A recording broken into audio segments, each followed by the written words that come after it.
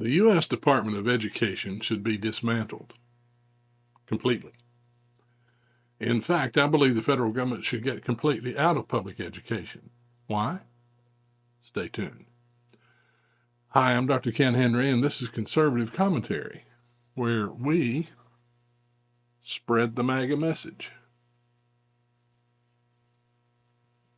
Now, before we begin our discussion of why the federal government should get completely out of public education, I'd like to ask you for a favor. Please like, comment, share, and subscribe. This really helps us grow and get the MAGA message out. And hop over to youtube.com/@themagamessage and check out our other videos. The U.S. Department of Education has allocated more than, get this, $1 billion toward diversity, equity, and inclusion, DEI, since 2021.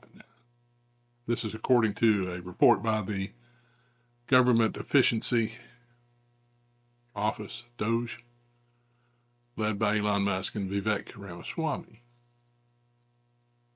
Now, these figures, shared in a post on X, detail expenditures on race-based hiring, DEI programming, and mental health initiatives. The analysis, which cites data from grassroots organization Parents Defending Education, reveals the following breakdown. $489.8 million for race-based hiring, $343.3 million for DEI programming, $169.3 million for DEI mental health initiative. In total, over $1 billion in grant funding has been distributed since 2021. Parents Defending Education, which advocates for depoliticized classrooms and transparency in school funding, highlighted specific examples of DEI-related spending in schools. A $4 million grant for a 3-week residential, culturally responsive computer science summer camp for 600 high school students. $1.26 million to the University of Iowa for training 40 elementary teachers in equity-centered education for partnered K-12 districts. $306,209 awarded to the University of Missouri St. Louis to train school counselors in trauma-informed anti-racist social-emotional learning. $3.9 million to the School of the District of Philadelphia for a restorative justice program modeled after the Oakland Unified School Districts initiative, involving a controversial advisor with ties to the far-left activists. Public schools has become the indoctrination center for the radical left. If you don't believe me, go visit a local school. You'll see LGBTQ support posters, gender-affirming messages, pronoun policies, but no conservative messages that are too controversial.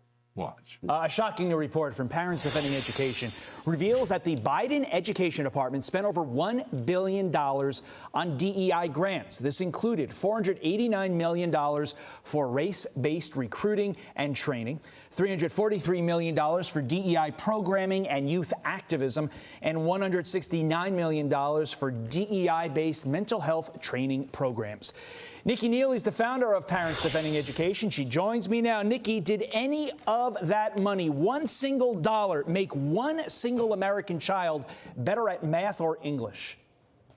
No, it didn't, and that is really the heartbreaking part of this. We're at a time when 40% of American students cannot read, and this is how the Biden-Harris administration chose to fritter away hardworking Americans' tax dollars. It's really a slap in the face. Co-chair of the incoming Department of Government Efficiency, or DOGE, Vivek Ramaswamy, writing, "This is worse than just wasteful." And I mentioned off the top, your organization, Parents Defending Education, highlighted the $1 billion in this DEI spending in your new report. But did you find any other items for Vivek and Elon to cut from the Department of Education, if not the entire Department of Education itself? You know what? This is really just scratching the surface. I mean, there are so many more problems that really should be going on. And I think what's terrifying is that, as Vivek alluded to, not only these programs, this is a waste of money, these are actively harmful. A new report by the Network Contagion Research Institute found that DEI programs surprise, surprise, lead to increased hostility against groups that are labeled as oppressors and actually increases bias. And so these are hurting American children. That's not helping anybody. It's hurting everyone. A top DEI official, meantime, at the University of Michigan has been fired after being accused of making anti-Semitic remarks. Nikki, why does DEI not always, but often, seem to go hand in hand with anti-Semitism? This is the implementation of critical race theory. This is how it gets in, because it sets up and labels people as either oppressed or oppressors based on immutable characteristics. And so it intrinsically pits people against each other. And so as much as people have said, we can bring this back, I mean, let's remember that was Claudine Gay's first instinct after the Harvard hearing was, oops, sorry, we had miscategorized Jews, our bad. That's not it. It's that this whole edifice needs to be torn down because people like this, frankly, are irredeemable. Those tax dollars need to be redirected towards programs that help children and help students learn how to actually thrive in a global economy. Well, to that point, Nikki, should colleges and universities be concerned that Donald Trump will end up cutting federal funding to institutions that continue to employ people like this? Absolutely. They should be fearful. We have seen states around the country like Texas and Florida start to ban these programs, and we're watching them now go underground, rebrand as a belonging department or a justice department. That's not it. That's not acceptable whatsoever. These programs need to be completely eradicated. And I think over the next 4 years, we're going to have a major cleanup effort as we bird dog these people, because frankly, these administrators are not scared. The Education Department has threatened to cut federal funding for Title IX violations, but not for Title VI, and that's what this is. And so I think a few examples will be made, need to be made, and then after that, we're going to see a lot more compliance. And the people that will benefit are kids, and that's what's important. Nikki Neely, thanks for your insight. Thanks for your work on this. We appreciate it. Now, I believe that the federal government has no role in public education. Read the 10th Amendment. It states, quote, "The powers not delegated to the United States by the Constitution, nor prohibited by it to the states, are reserved to the states respectively or to the people." So, I dare you, go read the Constitution from end to end and see if you can find the word education in it. It's not there. This is why we have state systems of public education. But the public schools have become addicted to federal money. Here's how K-12 education funding breaks down. From the feds, $119.1 billion, or $2,400 per pupil. From state, on average, $383.9 billion, or $7,740 per pupil. And local funding is $375.2 billion, or $7,560 per pupil. Now think about the bureaucracy in the Department of Education. There are 4,400 employees in that department. And you can bet that many of these are deep state leftists who use your tax dollars to push a radical left agenda. Now, going back to that pesky Constitution, Article 1, Section 8 gives Congress a number of powers, including taxes. Congress can levy and collect taxes, duties, imposts, and excises. Commerce. Congress can regulate commerce with foreign nations, Indian tribes, and among the states. Coinage. Congress can coin money, regulate its value, and set the standard for weights and measures. Post offices. Congress can establish post offices and post roads. Naturalization. Congress can establish a uniform rule of naturalization. Bankruptcy. Congress can establish uniform laws on bankruptcy. Piracy. Congress can define and punish piracy and felonies on the high seas. Science and the arts. Congress can promote the progress of science and useful arts. But Congress's powers are limited to those specifically listed in the Constitution, plus any powers that are necessary and proper to carry out those listed powers. All other lawmaking powers are left to the states. Watch this interview with Erica Donalds, wife of Congressman Byron Donalds, who has established 5 charter schools in Florida.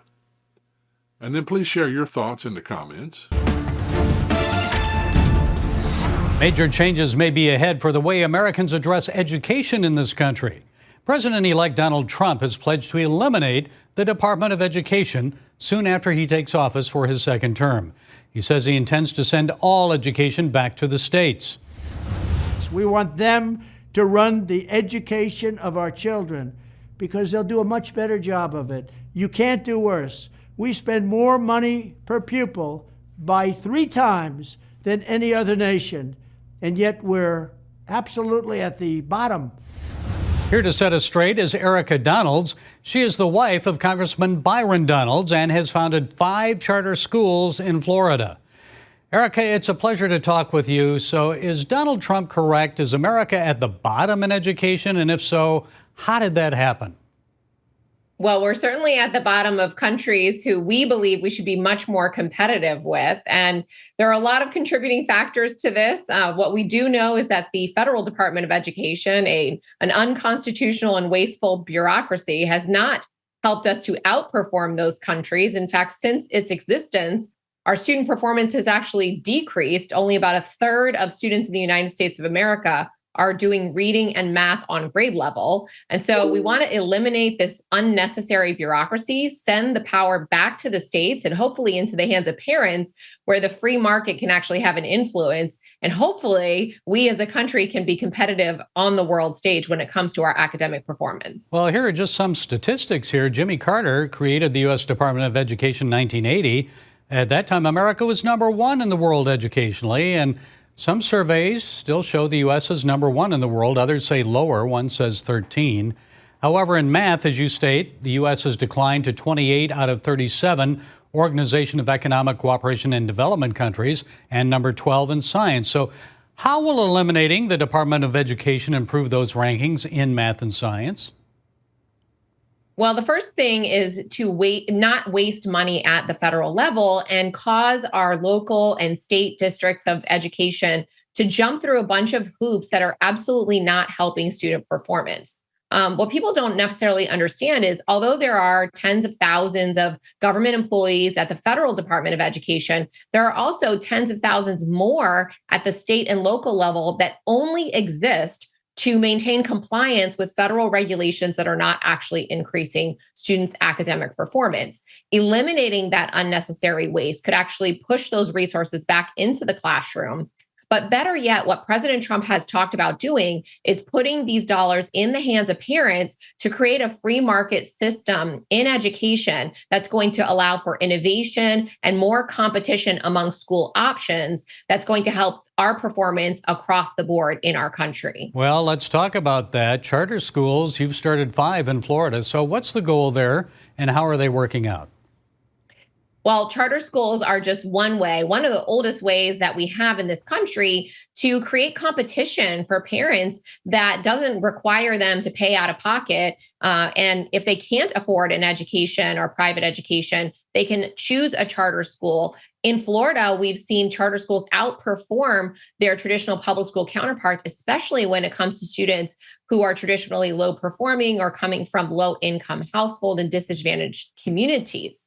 But what we're seeing is the rise of education scholarship accounts across the country in Arizona, Florida, many other states where they are now universal, putting the power in the hands of parents, not just to choose a charter school or perhaps a magnet school within the public school system, but actually private schools, micro schools, online schools, and other forms of hybrid learning that are injecting true innovation into our system, including things like Optima Academy Online, which is the world's first virtual reality school. You know, kids are learning from the moon or from ancient Rome. I think we haven't seen the power of innovation truly come to pass in education. The power of the teachers' unions has been a real barrier to that. But education scholarship accounts and the rise of those is going to be the future. Well, and we're seeing more states move forward with school choice and vouchers. Some people say it's unconstitutional to have taxpayer dollars go to Christian schools. Your thoughts on that? Well, we've seen that play out in the court systems across the country, and it's just not true. There is freedom of religion. And if you think that they're not teaching religion in public schools, you haven't seen what's going on there. It's not the religion that, perhaps you and I want to be taught in schools, but it's more of a woke religion, if you will. It's a belief system that many parents don't agree with. And so they should absolutely have the right and the power to take their children out of that environment and put them in an environment that's going to uphold the values that they hold at home, or a value system that is just different from what we see in the traditional public school system. We can't have 50 states, though, having different approaches for testing. Shouldn't there be some federal requirements and standards? Well, I don't believe in a federal requirement for testing. We've seen that has not actually worked to increase accountability in our states. Our founders believed in federalism. They believed that every state should be a pocket of innovation, and we should outcompete each other when it comes to accountability and student performance. We do have the NAEP test, which helps us to compare both across states and around the world. And many states have participated in cooperation around testing when it comes to SAT, ACT, and now the CLT. However, every state should be able to make their decisions about education on their own, by their voters, serving their students. That's the way the founders intended. Okay, states' rights and school choice. We'll be watching to see how the president-elect, his plans move forward. Erica Donalds, thank you for setting us straight today. We appreciate it.